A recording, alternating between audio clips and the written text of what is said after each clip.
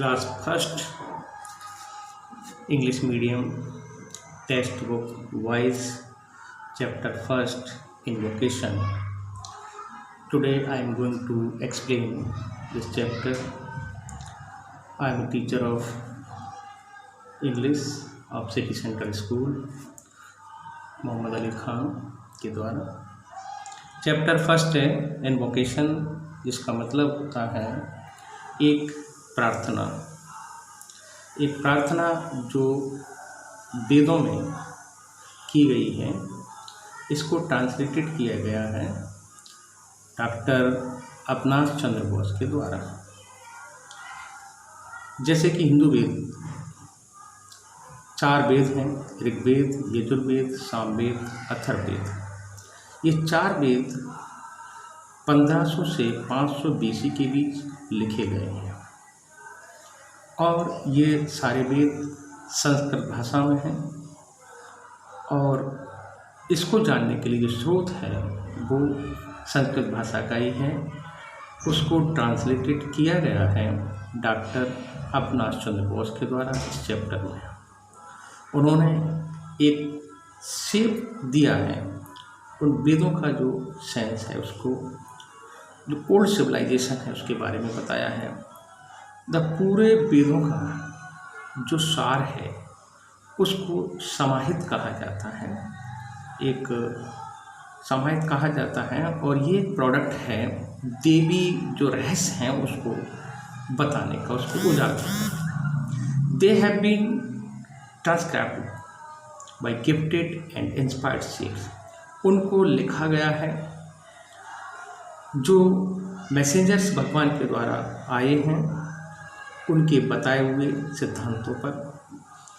ये सारे वेद एक अमर लाइफ की सच्चाई रखते हैं और वे सब मनुष्य के भारतीय जीवन से आंतरिक रूप से बहुत ज़्यादा इंटीग्रेटेड है, आंतरिक पार्ट बन गए हैं।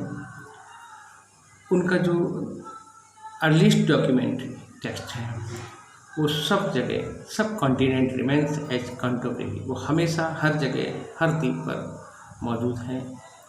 इवन टुडे आज भी these words are recited with subtitles of the end। आज भी ये सारे वेद हैं रिसाइट किए जाते हैं, पढ़े जाते हैं हर जगह एक लय के साथ, जो हमें वेदों से प्राप्त हुआ है। The present verse is from hymns from the Vedas।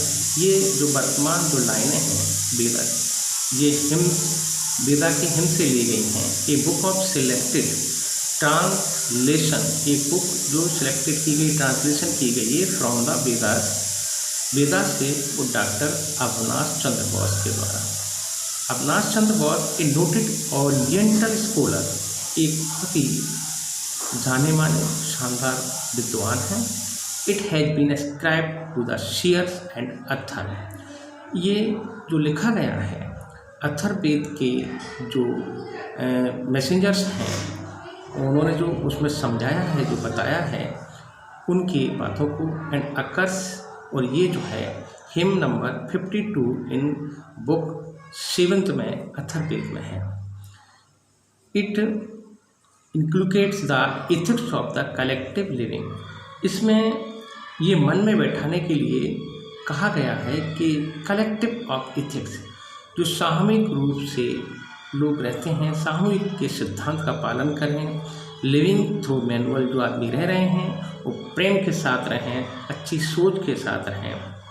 Rendered in this style of the invocation.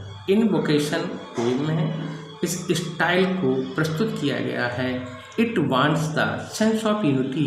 ये पोएम के माध्यम से कवि चाहता है कि हम एक होकर रहें। यूनिटी मतलब दैट इज सन जननन to prevail not only among one's people, और व्याप्त, हमारी जो विचारधारा है वो व्याप्त रहे, एक साथ रहे, न केवल अपने खुद के लोगों के बीच, but also with regard to others, जो दूसरे लोग हैं उनके बीच भी हम एक होकर रहें। इस चैप्टर में यही बताया गया है कि सब एक होकर रहें। Let us have concord with our own people. हम सब एक साथ अपने लोगों के साथ प्रेम पूर्वक, लेट अस हैव कंकर्ड, हम प्रेम पूर्वक रहें विद आवर ओन पीपल, एक होकर अपने साथ जो हमारे लोग हैं उनके साथ रहें, एंड कंकर्ड, और उनके साथ भी भाईचारा बनाकर रहें, द पीपल, उन लोगों के साथ, who are strangers to us, जो हमारे लिए अपरिचित हैं। अश्विन्स, अश्विन्स इसमें एक गॉड है, डुअल गॉड, जिसको दोनों कम्युनिटी मानते हैं।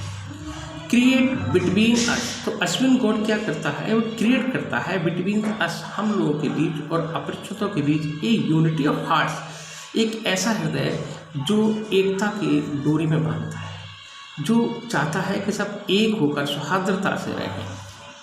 May be unite in our minds, हमें अपने मन में एक होना पड़ेगा, unite in our purpose,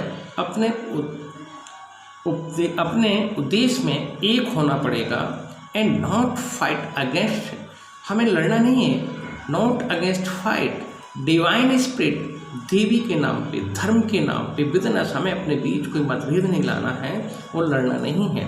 let not the battle cry, ना ही हमें कोई ऐसा युद्ध करना है कि जो बैटल क्राई, जो युद्ध की चीख पुकार होती है, जो युद्ध होते हैं उनमें कई लोग मारे जाते हैं, चीख पुकारें होती हैं, तो विषाद, ये सारी चीज़ें होती हैं, एमरिस्ट मैनी स्लेन, इसमें कई लोग मारे जाते हैं। Not the arrows of the war god, और हम नहीं चाहते जो युद्ध का वर्तमान है एक भी तीर वो चलाए, युद्ध हो, युद्ध का एक भी तीर चले। Fall with the break of the day, एक नई सुबह हो, एक नई सुबह हो, उस सुबह में सब प्रेम के साथ, भाईचारे के साथ, सौहार्दता के साथ साथ साथ रहें, एक दूसरे के साथ मेल मिलाप से रहें, एक होकर रहें, चाहे वो हमारे लोग हों जिन्हें हम जानते हैं, हमारे बीच रहते हैं, चाहे वो लोग हों जिन्हें हम नहीं जानते हैं, जो हमारे बीच नहीं रहते हैं, उनके साथ भी एकता का सूत्र बनाकर, एकता का मन बनाकर एक साथ रहें, एक साथ मिलजुल कर रहें, प्रेम से रहें, सौहार्दता से रहें।